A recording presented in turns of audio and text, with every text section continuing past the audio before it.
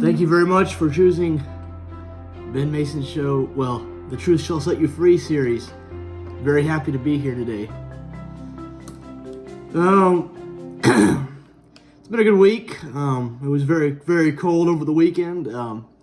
Snowfall, impassable road conditions. You had to be very careful whenever you were braking to slow down quickly.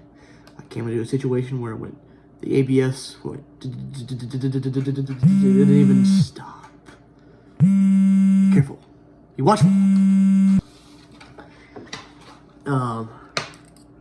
As you all know, this is a stethoscope, a mechanic stethoscope, or doctors use it. You doctors as well use a stethoscope. I figured out in life, in order to solve a problem, we need to find out what is wrong is the first step in the condition. If it comes to your health, you're having chest pain, or you're having issues, not feeling very good, you're not going to get the prognosis until you get the diagnosis. Same with the word of the Lord. Make sure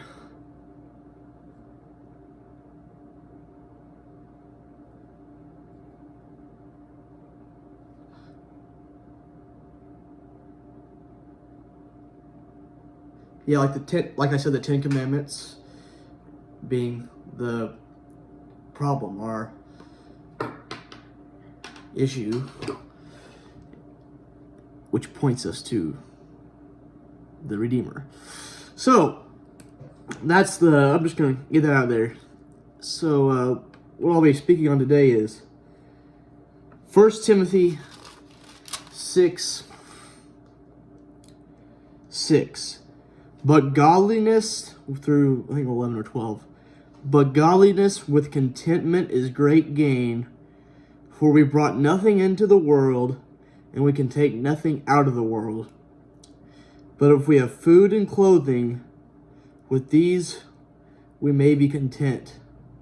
But those who desire to be rich fall into temptation, into a snare, into many senseless and harmful desires that plunge people into ruinous and destruction. For the love of money is the root of all evil. Through its craving, some have wandered from the faith and pierced them through many sorrows. But, O man of God, it says in 1 Timothy 6, flee these things, pursue righteousness, godliness, faith, love, steadfastness, and gentleness. Godliness with contentment is great gain is the key here. And it says the love of money is the root of all kinds of evil. It doesn't say money is the root of all kinds of evil. And I will say, just to make it clear with you, it is important that you would be good stewards of the money the Lord has given to us. Sometimes I have sometimes I want to buy a bunch of stuff, but we need to remember the resources which God has given me. I need to be honest with them, and a good way to do that is to be wise with those resources is to have a good budget. I've started on a budget, so if it doesn't fit into the budget, can't buy it. And then of course giving is going to be part of that budget as well. So like giving, spending, and saving, and we're investing. It's a simple term from give some, save some, give back, and then spend some, because you have to enjoy your life, of course. But it's where you make money your God, basically, and that you make it your end all be all, no matter what, and not actually pursuing righteousness, godliness, faith, love, and gentleness.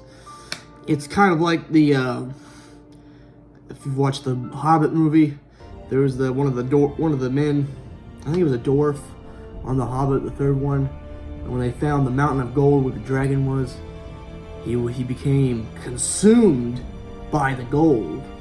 He didn't care about anyone else. All that mattered to him was the gold from the mountain.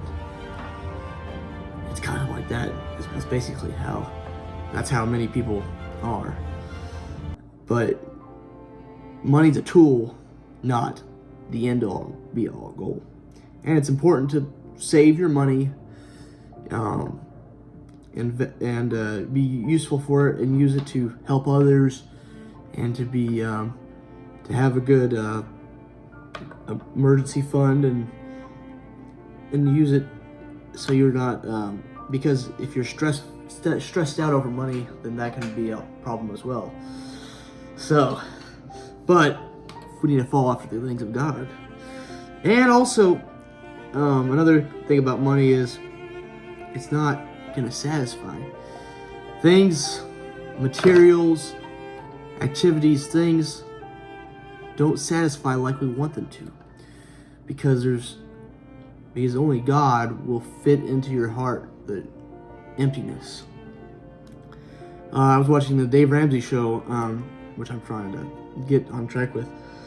And someone called saying he had $1 million invested. He was able to retire at 35. He was worth about $1 million, and he said he felt miserable because he had nothing. He was like, "What now?" He wasn't working towards a goal or anything. And Dave Ramsey said, "Well, good for you because you found out that money doesn't buy happiness." So that's very, very powerful message there. Absolutely. And things don't satisfy us like we anticipate.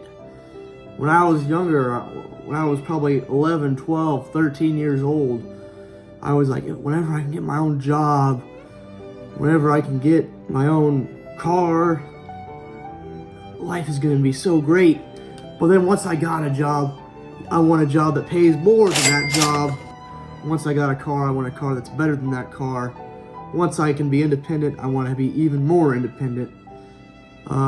I want to get a girlfriend now. Or I want to... Woo! It never stops. Once you get that thing... I'm not saying those things aren't... I'm not saying I'm not thankful for those things. I'm really glad I have a car. I'm very thankful that I have a car. It's very good. I would be very frustrated if I couldn't have a way to work and stuff. I would be very frustrated if I couldn't drive. Very frustrated if I couldn't have money to spend. Those things are good things to have. I'm glad I have those things.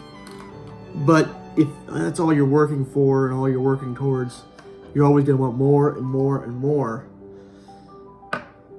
But godliness with contentment is great gain. You can, Moses, I'm just going to, sorry to go on rabbit trails, but Moses decided to be with God whenever he was in the wilderness. He decided to walk with God in the wilderness, then go to Egypt and enjoy the pleasures of sin for a season. The pleasures of sin, and also the things of all the worldly things, the pleasures of sin for a season. Pleasures of your sin will only last for a season, and I've realized that too. We need the grace of God in our lives and godliness. Sorry if there's a little longer episode, but I'm just really glad to be speaking this. Really appreciate you watching this, and I hope that you have, that's all I have for tonight, and I hope you have a good evening, and God bless. And remember, we cannot be defeated if we believe in Him, because we are on God's side.